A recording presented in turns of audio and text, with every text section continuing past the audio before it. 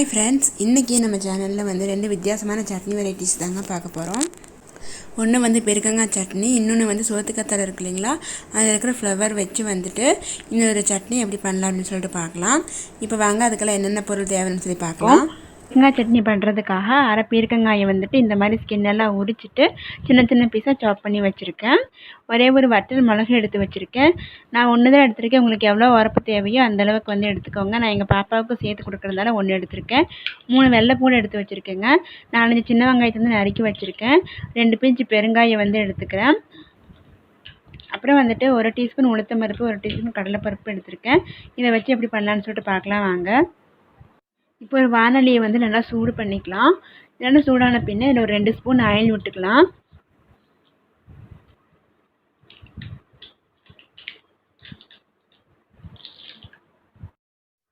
Oil நல்லா சூடாகிடுச்சுங்க. Oil சூடானதுக்கப்புறம் இதை நம்ம ஆல்ரெடி எடுத்து வச்சுருக்க உளுத்தம் பருப்பு கடலைப்பருப்பை ஆட் பண்ணிவிட்டு நல்லா ப்ரௌனிஷ் ஆகிற வரைக்கும் வறுத்துக்கலாம்.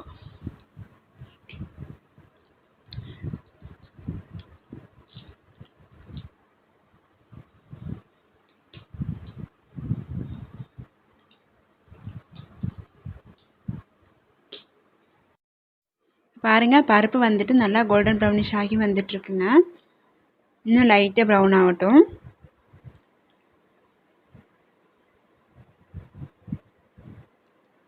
இப்போ இதில் வந்துட்டு நம்ம எடுத்து வச்சுக்கிற சின்ன வெங்காயத்தையும் வெள்ளைப்பூடையும் ஆட் பண்ணிவிட்டு வதக்கிக்கலாம்.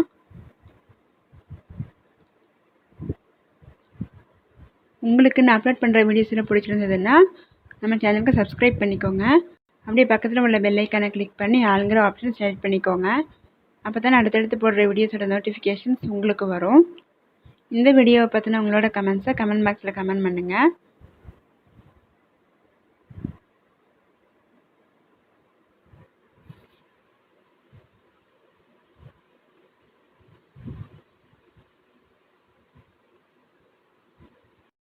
சின்ன வெங்காயமும் வெள்ளைப்பூடு நல்லா வதங்கினதுக்கப்புறம் நம்ம நறுக்கி வச்சுக்கிற பீர்க்கங்காயும் வற்றல் மிளகு எடுத்து வச்சுருந்தோம் இல்லைங்களா, அதையும் ஆட் பண்ணி நல்லா வதக்கிக்குவோம்.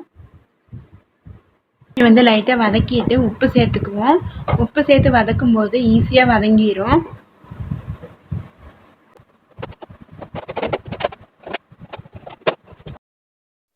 இப்போ இதில் சின்ன சைஸ் புளியை வந்து ஆட் பண்ணிக்கலாம். ஆட் பண்ணிவிட்டு நல்லா ஒரு 5 செகண்ட் இல்லாட்டி 10 செகண்ட் வதக்கிக்குவோம். இந்த மாதிரி பண்ணும்போது சட்னி மிச்சம் இருந்தாலும் கெட்டு போகாமல் இருக்கும்.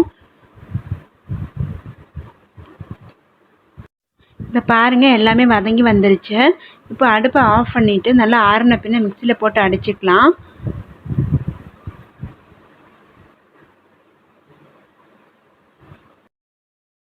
இப்போ வந்துட்டு அரைச்சிட்டு வந்தாச்சு. இதில் நம்ம தாளித்து கொட்டிடலாம். இப்போ வானலி வந்து நல்லா சூடு பண்ணிக்கலாங்க. சூடு பண்ணிவிட்டு இதில் வந்து 2 ஸ்பூன் ஆயில் விட்டுக்கலாம். ஆயில் நல்லா சூடானதுக்கப்புறம் 1/2 டீஸ்பூன் உளுத்தம் பருப்பு, 1/2 டீஸ்பூன் கடுகு, ஒரு கொத்து கருவேப்பிலை, பெருங்காயம் சேர்த்துக்கலாம்.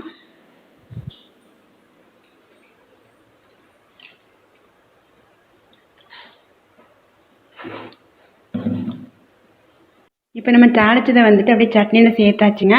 இது அப்படியே வந்து தோசை, இட்லி, அதுக்கப்புறம் சாதத்தோடு பிணைஞ்சு சாப்பிட்றதுக்கு நல்லாயிருக்கும். Thank you friends. இப்போ அடுத்ததாக வந்துட்டு சோத்துக்கத்தலை பூ இருக்குது இல்லைங்களா, அதை வச்சு சட்னி எப்படி பண்ணுறதுன்னு சொல்லி பார்க்கலாம். இது வந்து உடம்புக்கு ரொம்பவே நல்லதுங்க. நம்ம உடம்புல உள்ள ஹீட் எல்லாமே வந்துட்டு ரெடியூஸ் பண்ணும். இப்போ வாங்க இந்த சட்னி எப்படி பண்ணுறது அப்படின்னு சொல்லிட்டு பார்க்கலாம். இதுக்கு இந்த சட்னிக்கு வேறு என்னென்ன பொருள் தேவை அப்படிங்கிறதையும் பார்க்கலாம். இப்போ வாங்க வீடியோக்குள்ளே போகலாம். நான் அதுக்காக ஒரு கைப்பிடி சோத்துக்கத்தலை பூ நல்லா சுத்தம் பண்ணி எடுத்து வச்சுருக்கேன். தேங்காய் வந்துட்டு உங்களுக்கு எவ்வளோ வேணுமோ அவ்வளோ வந்து அட்ஜஸ்ட் பண்ணி போட்டுக்கோங்க. ஒரு சின்ன லெமன் சைஸ் புளி சேர்த்துக்கிறேன். உப்பு வந்து தேவையான அளவு 1 டீஸ்பூன் உளுத்தம் பருப்பு, 1 டீஸ்பூன் கடலைப்பருப்பு எடுத்துக்கிறேன். சின்ன வெங்காயம் வந்துட்டு ஒரு 10-15 எடுத்து வச்சுருக்கேங்க. அப்புறம் வந்துட்டு வற்றல் மிளகு வந்து 1 எடுத்திருக்கேன். உங்களுக்கு நீங்கள் எவ்வளோ மிளகு வேணுமோ அவ்வளோ அட்ஜஸ்ட் பண்ணிக்கோங்க. 2 பீஸ் வெள்ளைப்பூடு சேர்த்துருக்கேன். ஒரே ஒரு தக்காளி எடுத்திருக்கேன். இதெல்லாம் வச்சு எப்படி பண்ணலான்னு சொல்லிட்டு பார்க்கலாம் வாங்க. இப்போ வானலியில் வந்துட்டு 2 ஸ்பூன் ஆயில் விட்டுருக்கேங்க. ஆயில் நல்லா சூடாகிடுச்சு. சூடான பின்னாடி நம்ம எடுத்து வச்சுருக்க சின்ன வெங்காயம், ஒரு வற்றல் மிளகு, 2 பல்லு வெள்ளைப்பூடுலாம் சேர்த்து நல்லா வதக்கி எடுத்துக்கலாம். நம்ம இதுக்கு வந்துட்டு சின்ன வெங்காயத்தை எந்த அளவுக்கு நல்லா வதக்கி எடுக்கிறோமோ அந்த அளவுக்கு நல்லா டேஸ்ட்டாக வரும். வந்துருச்சுங்க. நான் வற்றல் மிளகு முன்னக்கூட்டி எடுத்து வச்சுட்டேன். இது அப்படியே வேற ஒரு பிளேட்டுக்கு வந்து ட்ரான்ஸ்ஃபர் பண்ணிடலாம். இப்போது அதே ஆயில்லையே வந்துட்டு நம்ம சுத்தம் பண்ணி வச்சுருக்க சோத்துக்கத்தலை பூவை வந்து ஆட் பண்ணிக்குவோம். ஆட் பண்ணிவிட்டு நல்லா வதக்கி எடுத்துக்கலாம். இது கொஞ்சம் ஃபாஸ்ட்டாக வதங்குறதுக்கு வேண்டி நம்ம வந்துட்டு உப்பு சேர்த்துக்குவோம். இதில் நல்லா வதங்கின பின்ன நம்ம வந்து இந்த பிளேட்டுக்கு வந்து மாற்றி வச்சுக்கலாம். நம்ம ஆல்ரெடி சின்ன வெங்காயில் வதக்கி வச்சுருந்தோம் இல்லைங்களா, அதோடையே சேர்த்து மாற்றி வச்சுக்குவோம்.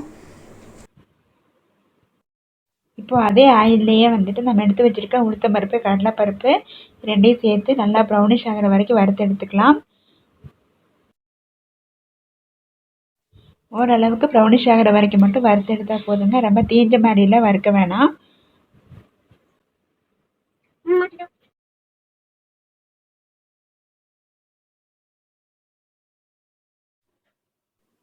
இப்போ நம்ம நறுக்கி வச்சுருக்க தக்காளியும் சின்ன சின்ன பீஸாக கட் பண்ண தேங்காயும் ஆட் பண்ணிக்குவோம். ஆட் பண்ணி நல்லா வதக்கிக்கலாம். அப்புறம் நம்ம எடுத்து வச்சுருக்க சின்ன சின்ன பொடியும் ஆட் பண்ணிக்குவோம். ஆட் பண்ணி நல்லா வதக்கிட்டு அதே தட்டிலையே மாற்றி வச்சிடலாம். இப்போ நம்ம வதக்கினது எல்லாத்தையுமே ஒரே தட்டிலையே மாற்றி வச்சாச்சுங்க. இது நல்லா ஆறுனதுக்கப்புறம் மிக்சியில் போட்டு நல்லா அடிச்சுட்டு வந்துடலாம். இப்போ மிக்சியில் போட்டு நல்லா அடிச்சுட்டு வந்தாச்சு. இதை நம்ம மேலே தாளித்து கொட்டிடலாம். அதுக்காக ஒரு வானலியில் வந்துட்டு ஒரு ஸ்பூன் ஆயில் விட்டு ஆயில் நல்லா சூடானதுக்கப்புறம் அதில் வந்துட்டு 1/2 டீஸ்பூன் கடுகு சேர்த்துக்கிறேன். சேர்த்து நல்லா பொரிஞ்சதுக்கப்புறம் நான் வந்துட்டு 1/2 டீஸ்பூன் கிட்ட கடலைப்பருப்பு 1/2 டீஸ்பூன் கிட்ட உளுத்தம்பருப்பு சேர்த்து நல்லா வறுத்து எடுத்துக்கலாம். நல்லா பொரிஞ்சதுக்கப்புறம் நம்ம எடுத்து வச்சுருக்க ஒரு கொத்து கருவேப்பிலையை ஆட் பண்ணிக்குவோம். இது நல்லா பொரிஞ்சிட்டோம். அதுக்கப்புறம் வந்துட்டு ஒரு 2 பிஞ்சு கிட்ட பெருங்காயம் சேர்த்துக்கலாம். சேர்த்துட்டு இதை அப்படியே நம்ம சட்னியில் சேர்த்துடலாம். இப்போ நம்ம தாளிச்சதை வந்து சட்னியில் சேர்த்தாச்சுங்க. இப்போ சட்னி வந்து ரெடி ஆகிடுச்சு. இதில் வந்து துவரம் பருப்பும் உளுத்தம்பருப்பு அப்புறம் வந்து அலோவேரா ஃப்ளவர் தேங்காயெலாம் சேர்த்துக்கிறனால நல்ல ஒரு ஆரோக்கியமான சட்னியாக இருக்குங்க. இது வந்து இட்லி தோசைக்கு வச்சு சாப்பிட்றதுக்கு ரொம்பவே நல்லாயிருக்கும். நீங்கள் விருப்பப்பட்டால் சூடான சாதத்துக்கு வச்சு சாப்பிடலாம். இது உடம்புக்கு ரொம்பவே நல்லது. இந்த வீடியோ உங்களுக்கு பிடிச்சிருந்தா நம்ம சேனலுக்கு சப்ஸ்கிரைப் பண்ணிக்கோங்க. அப்படியே பக்கத்தில் உள்ள பெல் ஐக்கானை கிளிக் பண்ணி ஆளுங்கிற ஆப்ஷனை செலக்ட் பண்ணிக்கோங்க.